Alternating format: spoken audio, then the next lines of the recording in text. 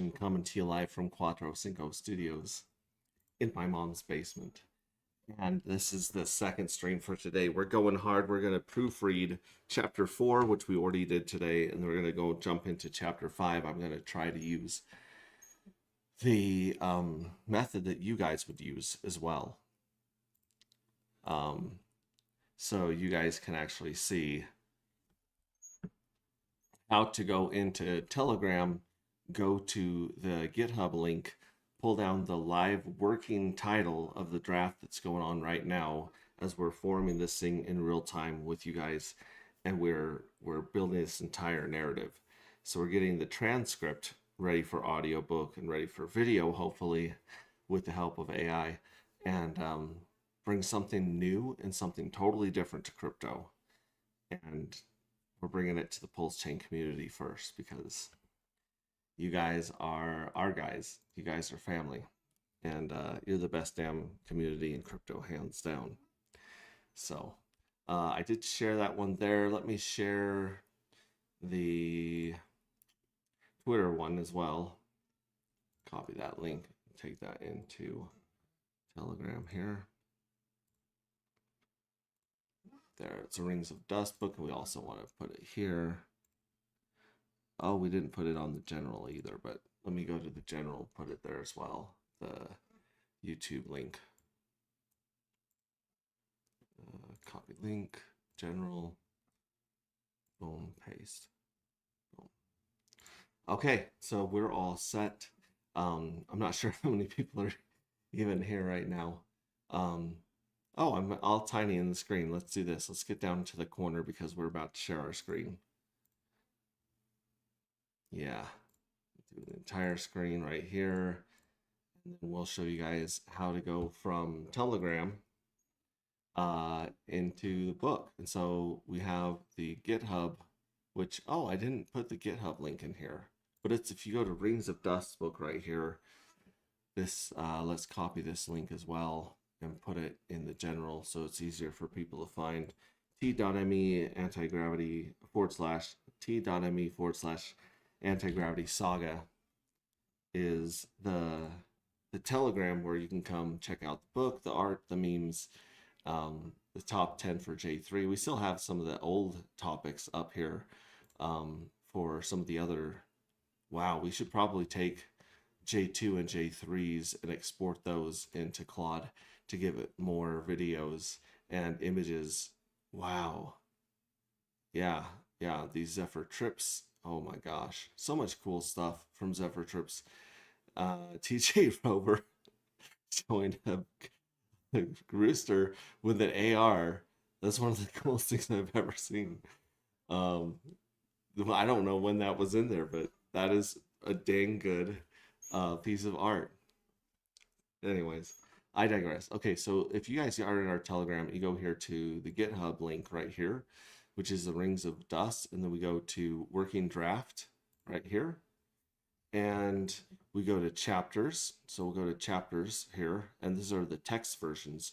So what we'll do is we'll open one of these text versions right here. We're on chapter 5 right here. And then I wonder if this will actually do.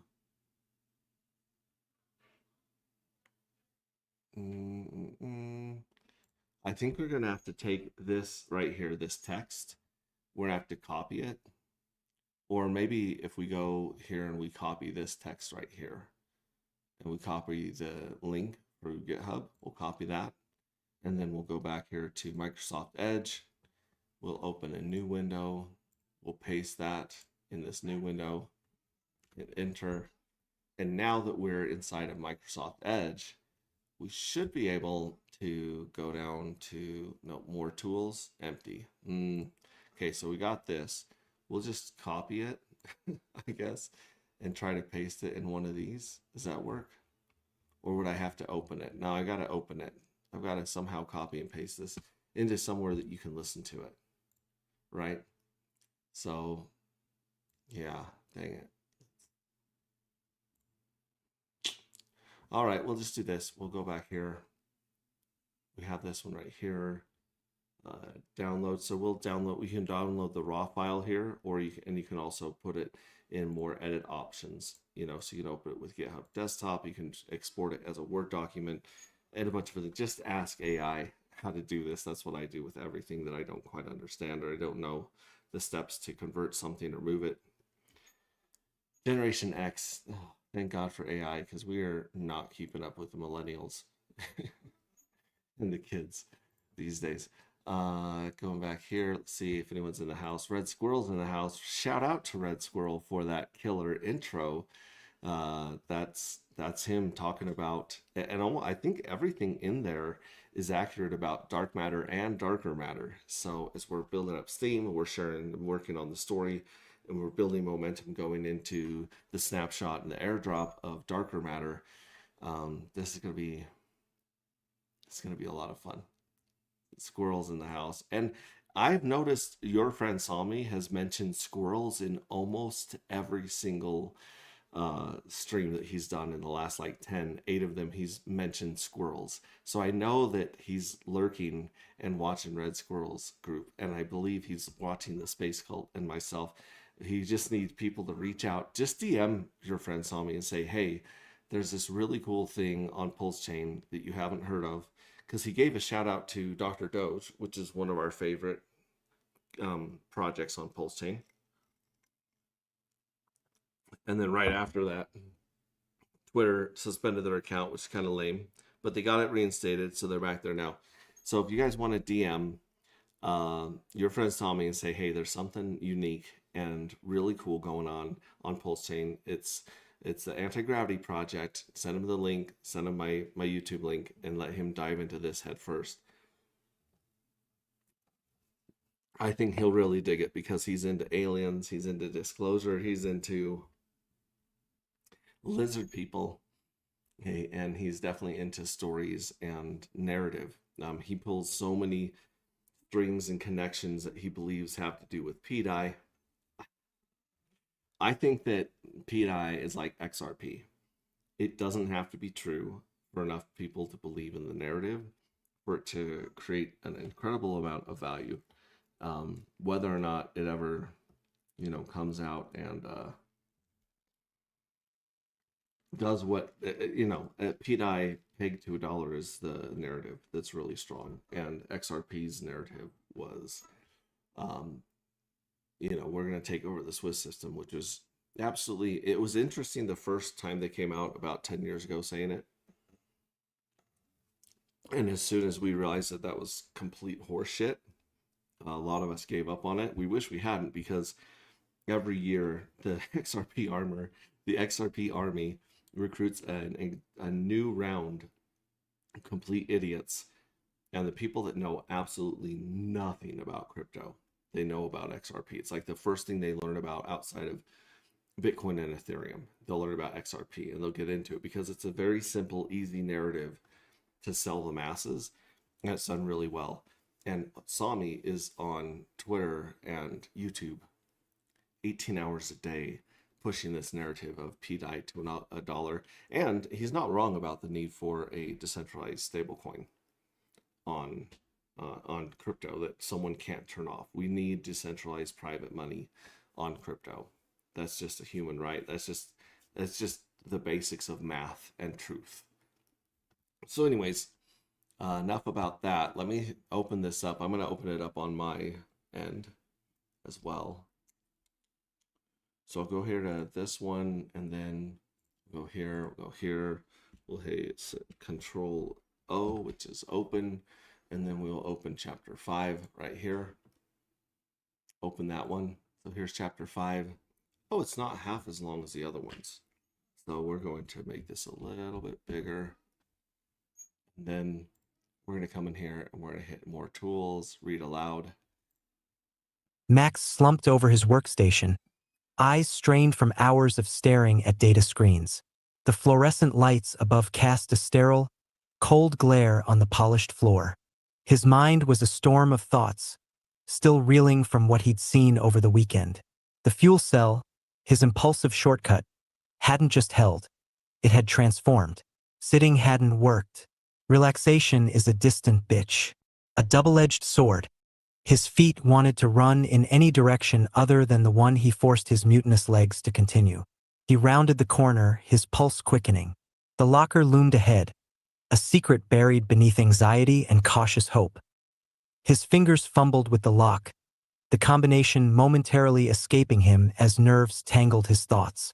When the door finally swung open, his breath caught in his throat. The fuel cell was glowing. A soft, eerie light pulsed from the panel, a heartbeat in the silence. He lifted it carefully, hands trembling as he peered through the viewport. The vapor inside was dense, swirling lazily like a storm caught in a jar. "No way," he muttered, almost dropping the cell in shock. The crystals he'd sealed there were gone, replaced by something entirely different. His mind raced, a dozen explanations swirling like the mist in the cell, none making sense. He should have reported it immediately, but the fear of repercussions, of losing everything, held him back. Instead, he tucked the cell back into the locker, slammed the door, and forced himself to breathe. He needed time, needed to think. The lab was a maze of risks and rewards, and Max knew better than most how quickly those scales could tip. The following weeks were a blur of late nights and whispered conversations, the fuel cell hidden away like contraband. Max monitored it obsessively, his heart pounding every time the lab door creaked open. Each day, the cell's charge grew, the vapor inside thickening, alive with a strange, magnetic energy. He was on the edge of something huge that could change everything. But when the 45th day came, and the mist cleared, revealing a cluster of delicate crystals clinging to the cell's base, Max's excitement was tempered with dread. He knew what this meant. This wasn't just a fluke. It was a breakthrough, a dangerous one. He scribbled notes furiously, documenting every detail, his thoughts a chaotic jumble of triumph and fear. Then came the decision he couldn't put off any longer. He had to tell someone, had to share what he'd found. He chose his department head, hoping that his discovery's potential would outweigh the protocol breach. Didn't. Security was on him within minutes, their hands rough as they stripped him of his badge and lab coat. Max barely registered the words, the accusations, the threats. He was too stunned, his mind still fixated on the image of those crystals, their potential. "You'll keep quiet about this, or we'll make sure you never work again." "Anywhere." One of the guards snapped, his voice a low growl. Max blinked, the weight of the threat slowly sinking in. They weren't just talking about his career. This was bigger, more dangerous than he'd realized. Outside, the night air was sharp against his skin, the chill cutting through the shock. He stood in the parking lot, staring at the looming silhouette of the research complex. It felt like he'd been expelled from some exclusive club, and the doors slammed shut behind him. At that moment, he knew that Alpha Corp would bury his discovery and lock it away behind layers of corporate secrecy. But he couldn't forget what he'd seen, couldn't let it go. Back inside, Alpha Corp's upper echelons were already dissecting his research. The data was clear. The combination of nitrogen, negative pressure, and the fuel cell circuits had triggered a reaction that turned dark matter crystals back into its vapor state, generating massive energy. They added liquid nitrogen, accelerating the formation of the crystals and cutting the cycle down to 45 days. The process was erratic. Some cells bloomed with crystallites, others failed spectacularly. Researchers started betting on which cells would produce, a twisted game of chance in a world where control was everything. The gardens, as they called the fuel cells, became a grim parody of hope, a hope that could only thrive in secret behind locked doors. Every 11 days, they harvested what they could, the crystals growing more reliable but still volatile. The cells themselves deteriorated under the constant strain, leaking energy and sometimes exploding. Any remnants were transferred to fresh cells, and the losses, tailings, they called them, were painfully significant. They knew what they had, though. The data was buried deep, accessible only to a select few. Stock prices soared on speculation and rumor, the true nature of their discovery hidden beneath layers of corporate bureaucracy. Meanwhile, at Federation headquarters, the crisis deepened. Chancellor DeMint stared at the holographic display, the red zones creeping across the globe like a spreading disease. The energy crisis was a noose tightening around their necks, and the room buzzed with the grim knowledge that time was running out. "We're looking at 6 months, maybe less," Dr. Chun said, her voice cutting through the tension. "Without the new fuel cells, we're facing catastrophic blackouts." DeMint's jaw clenched. "What about production? Can we ramp it up?" "Not without more DarkX," Taylor interjected, his tone clipped. "The stabilization period is still 90 days, and our reserves are almost gone. We're scraping the bottom of the barrel." Sam, a data technician who had been silent until now, leaned forward. "We've been experimenting with the accumulations on the cells. We can extend the stability for a few more days, but it's not enough. We need their data." Dr. Chen's expression didn't change, her gaze steady and unyielding. "Alpha Corp has already shared everything they can. The proprietary information is classified." Sam's hands curled into fists. "We're all fighting the same battle. The least they could do is give us a chance." Taylor's voice was low, almost apologetic. "It's not that simple, isn't it?" Sam snapped. "They hold all the cards, and we're just supposed to wait until they decide to deal?" The room fell silent, the weight of the unspoken truth settling over them. Alpha Corp controlled the future, and without them, the Federation ran out of options. Back in his apartment, Max sat at his kitchen table, staring at the stolen fuel cell. The crystals inside glowed faintly, a promise of power just out of reach. He knew what he had to do.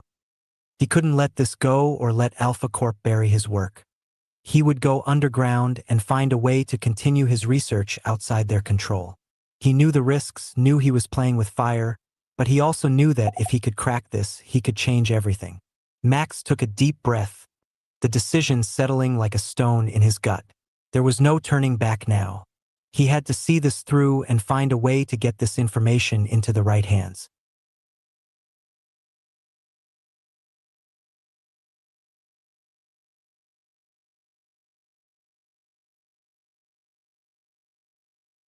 Yeah, that was a short one. That was actually half the length of probably a third the length of chapter 4. Um, and I made some notes here. You know, we're changing 45 days to 11 days in the book to match the new game. And then also I wanted a little bit more in here. I wanted the scientists to yell jackpot when they found crystals growing on the outside of the fuel cell to talk about the jackpot in the game. So there's that. And then this is the first time that we hear about Sam and Taylor, who both end up on the spaceship with Cole and heavy hitter Ricardo Corazon and Bitboy. And I wanted to introduce her and give her a little nod as to something that shows that she's punk rock and she's leaning towards the side of the collective, even though she works at Alpha or works. Wait, I think she. No, sorry. So she works for the Federation. Let me put this in here. I'll say this. So just to make sure, both Sam and Taylor work for the Federation, but Taylor is a plant from Alpha, and he knows that he's a plant, and he's there to, take over and steer things in a horrible direction that benefits Alpha Corp.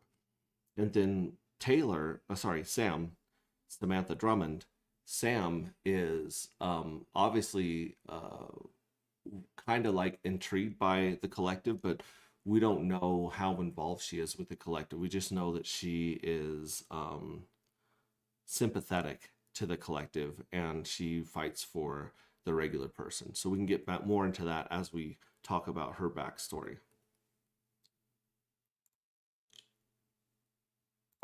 All right, so now Claude's stitching those things together, stitching some other things together. Talking about Jackpot, it says, Jackpot is the nickname of Cole as a pilot, as a captain. And so that refrain, that echo of Jackpot is good. Going to be a good tie-in later. Good canon lock. Let me check what the character Bible currently says about both of them before updating. So Claude is doing an amazing job at structuring the book and finding inconsistencies and planting things before and after what's going on. I didn't think this would take so fast, so I think we should jump into chapter 6. Let's just keep going into chapter 6. So this is what I'm doing. I can do that. You guys are probably going to have to go to the link on Telegram right here. If you go to Telegram, there's this OGAG Max Rings of Dust GitHub link right here that is public. And if you open it up, then it's going to take you to this screen right here. It'll actually take you to this one right here. And from here, you can see the source material that we're working with, a lot of the art and things like that, the character Bible. The working draft is where you want to go for the live evolving draft. As we make tweaks, as we add little things or fix little things here and there, that's going to be the living document right there. So you click on working draft, and then you can actually take these different editorial notes, Rings of Dust reading, that you can actually take these things and you can download them, or you can just transfer them as text files and have your phone or your computer read to you. And different phones and systems use different things easily, but if you go to ChatGPT or Claude or even Chrome Gemini and say, hey, how do I get this thing how do I use this link to get this text file, and how do I put it on my phone and have it read to me? It'll walk you through that very simply. That's what I've been doing basically. Let's see here. Editorial first. One of these should be chapters. Okay, so we want to go into chapters, and then you can go into chapter 6, which is the one we're about to go into now. This one, oh yeah, this is a fun chapter. This is Ricardo and Cole and BitBoy leaving his cabin in the woods and heading to Federation Central. So we'll jump into this one, and what I'm doing is to go into Microsoft Edge, and then I've been clicking Control O. So if you have this saved on your device, on your laptop, you can just hit Control O. You can open it up right here, chapter 6. Open. We'll make this a little bit bigger so we can see the words. Not really big, because you guys, these are very small words on the screen for you guys, especially if you're watching on your phone. And then you just right click it, you go to more tools, and you go to read aloud, and it'll start reading. So I'll mute myself again. I'll do this, and then if you see me whispering, it's because we're making notes of stuff that we need to tweak or change or add to this chapter. So enjoy. Cole, Ricardo, and BitBoy moved with muted urgency, their actions tempered by the gravity of the day's unfolding revelations. The evening light enveloped them in a scene reminiscent of a painting, where every brushstroke was part of a memento mori. BitBoy climbed into the back seat out of habit. Cole and Ricardo swung the luggage into the SUV's open hatch. They stood across from one another, Cole on the passenger side and Ricardo on the driver's. You know, you and Sharon make a great couple, Ricardo remarked, his voice tinged with sincerity and envy. You two remind me of the people in picture frames, the ones that come in the package, the ones you throw out and replace with people you care about. We'll take that as a compliment, I guess, Cole replied, a small smile playing on his lips. Sharon joined Cole at his side, pulled his face towards hers with both hands, and delivered a perfectly timed, fully committed kiss. Those picture frame models don't come close to our hotness, she said. Isn't that right? You know it, Cole said, feeling a surge of affection and gratitude. Sharon seemed composed, yet Cole sensed the tension beneath her calm exterior. The connection between them, tangible and electric, surged through him, grounding him in the moment. Cole found momentary peace in the sanctuary of Sharon's presence, with his arm wrapped securely around her. The warmth of her body seeped into him as she leaned in close. BitBoy mimicked their affection in his own quirky way, rubbing his palms together and making kissing sounds from the back seat. Meanwhile, Ricardo seemed caught off guard by the display, his frustration manifesting in a noticeable flush across his forehead. Been training at all? What's your cholesterol like? Ricardo said while he cracked open a tall energy drink with a single hand. Can you even fit into a flight suit? Let's get that head rush, Cole said in his best Astro jargon. If the payload doesn't make it home, ain't nobody getting paid. We'll be home in bed while the thrusters are still hot enough to fry an egg. Sharon leaned back with wide eyes, shaking her head. You boys have fun with your Astros only cult. Cole spotted a hummingbird feeder hanging near the porch and quickly strode over, ripping a length of copper wire from it. He picked up a small pebble from the road, its surface smooth and weathered. He twisted the wire around his pinky with nimble fingers, securing the pebble at the top and fashioning a makeshift ring. He returned to Sharon, who watched him with curiosity. For the first time, I want to give you something to hold on to, Cole said, placing the makeshift ring in her hand. I'll bring back something extraordinary to replace this. Keep it safe for me. Sharon's eyes softened, and she closed her fingers around the ring. I will, she whispered. You'd better come back to me, Cole Nova. Emily patiently waited on the porch swing for her turn to speak to Cole. She watched him hold Sharon, and Sharon gripped him in return. They held one another with simple determination. Take E to deliver the crystals. They're only stable for 6 more days, Cole said. It's the same spot as always. Leave the van and take the train back. Cole looked up from the nest it had made in Sharon's hair along her neckline and saw Emily gently swinging, wrapped in one of their mother's god-awful knitted blankets. Guiding light in my life, Emily said, a tear streaming down her cheek. Distance and time mean nothing against the bond we share. Look to the ground as I will always be there waiting for you, guiding you. Keep our dreams alive, and remember, you're always in my heart. I love you, big brother. Okay, nerd.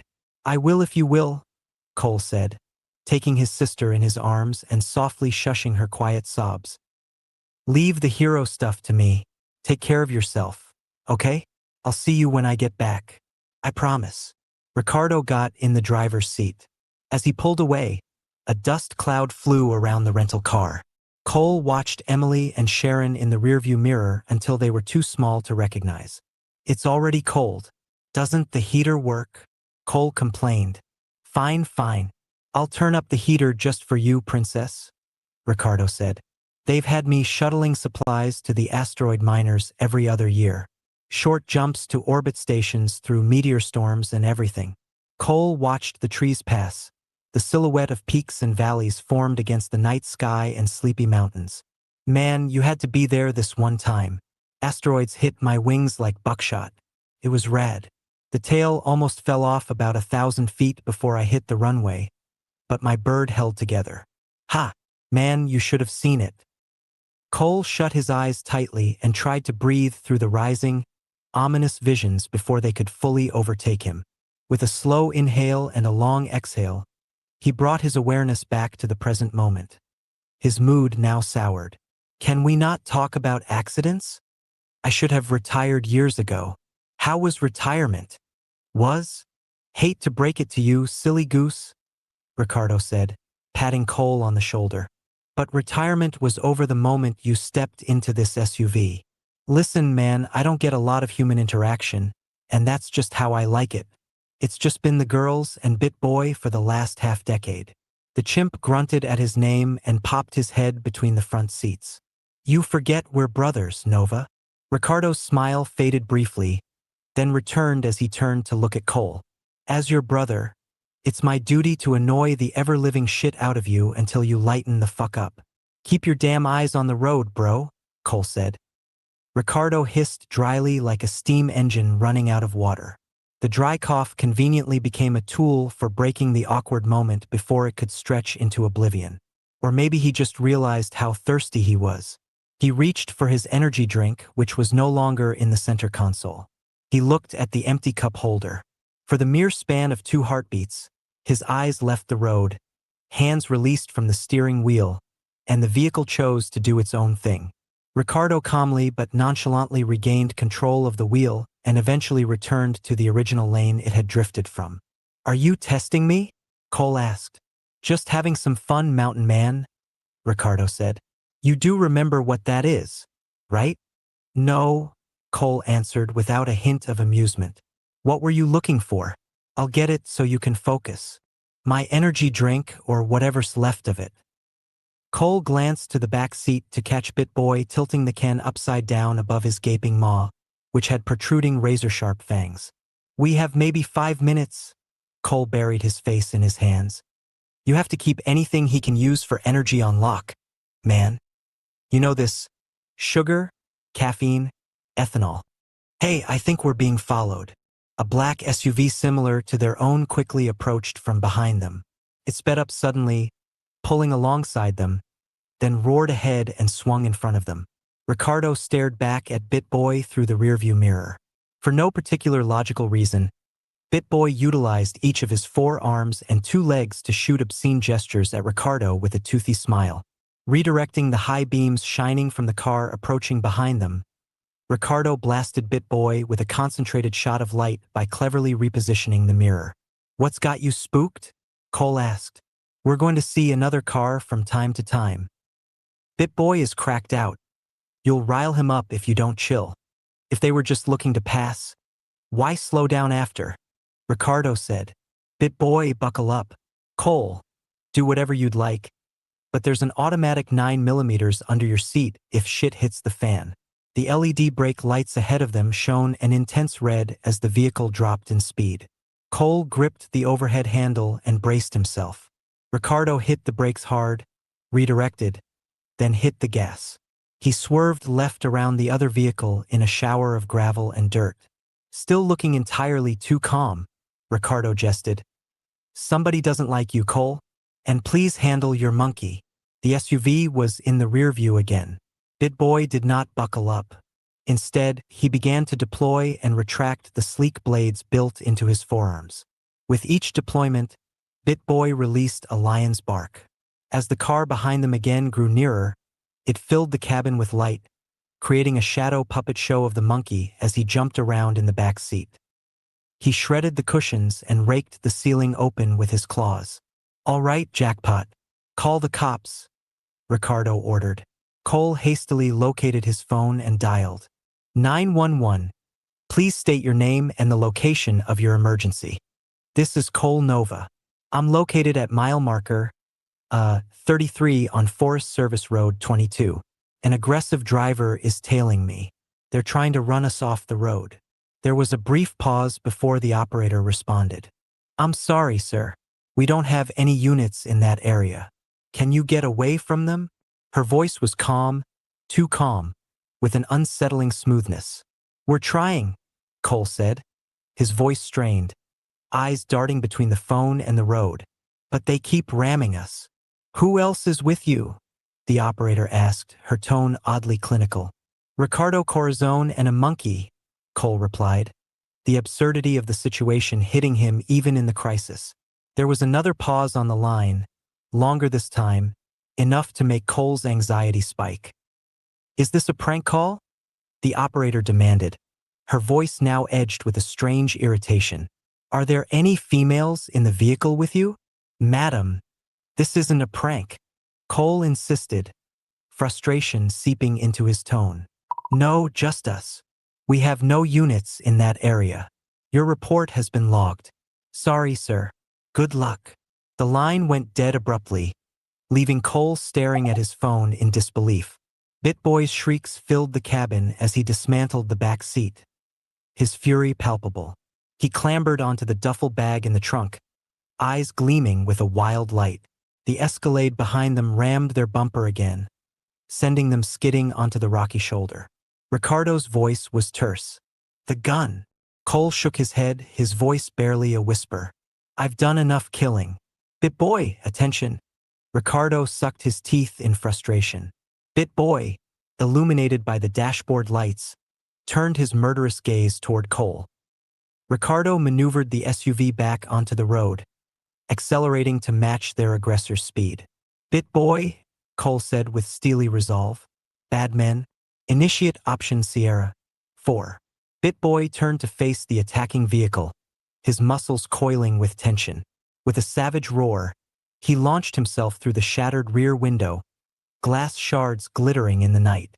He landed on the hood of the pursuing SUV with a metallic thud, his blades slicing into the windshield.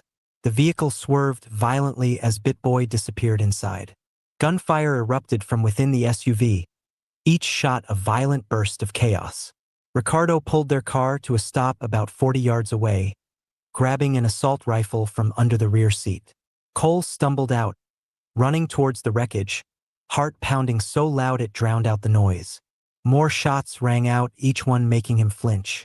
The shrieking of the chimpanzee drowned out the terrified screams of the men inside. Then silence. Cole reached the SUV, breath ragged and heart racing. A bloodied, unconscious man in a sports coat and t-shirt occupied the driver's seat. On the passenger side floor lay an empty hamburger bag and a pistol. BitBoy squatted in the passenger seat, sucking on the straw of the man's soda with a satisfied grin. The rear cabin was a gruesome scene of dismembered body parts. Blood splattered everywhere. Cole couldn't discern how many attackers there were, but their private attire and weaponry were unmistakable. BitBoy. Tension. Threat neutralized. Cole pulled the driver's wallet from the inside pocket of his sports coat, hands shaking as he took a photo of his license. He grabbed the gun and then scooped sand from the roadside. He emptied the remaining bullets from the magazine, then cocked the gun, pouring sand into the slide until it jammed. He tossed it into the bushes. "Let's go. Let's go." Cole and BitBoy rushed back to the car, jumping in beside Ricardo. They sped off into the night, the tension still thick. "I got a photo of one of their IDs," Cole said, breathing heavily. "We'll file a report when we get to the Federation." "Holy shit, Cole. What have you been training this monkey to do up there in the mountains?" Ricardo said, his voice a mix of awe and concern. Cole leaned his seat back, crawling over to inspect BitBoy for wounds. He was covered in blood and gore, but none of it was his. The city skyline grew taller as they approached, lights twinkling against the dark sky. "We just left a crime scene, and I gave our names to the police," Cole said, anxiety creeping into his voice. "I'm pretty sure we just committed a few dozen felonies." "I'd say we just neutralized a threat," Ricardo replied. "Who have you been pissing off, Nova?" "Lots of people have reason to hate me," Cole admitted, with a hint of bitterness in his tone. "What's the name on the ID?"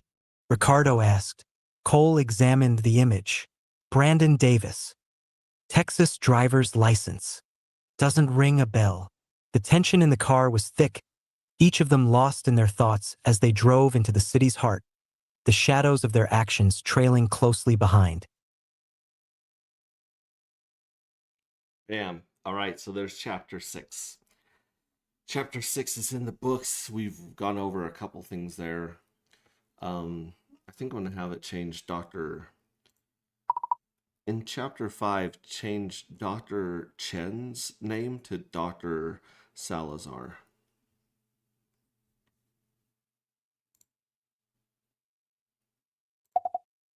There we go.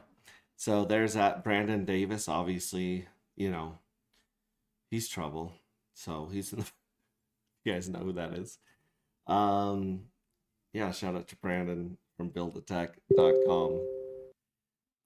That's about it. I mean, I could jump into chapter 7, but I've got enough. I've got enough notes here to feed into Claude and get this wrapped up, and then we'll do chapter 7 in the next one. And I hope you guys enjoyed this. All three of you watching. This is going in there. It's people are gonna find this and start going back, be like, "Oh wait, where's chapter 1? Where's chapter 2? Where's chapter 3?" And they're gonna start building on this awesome narrative we have here. So, anyways, love you guys. I will catch you on the next one. Ciao.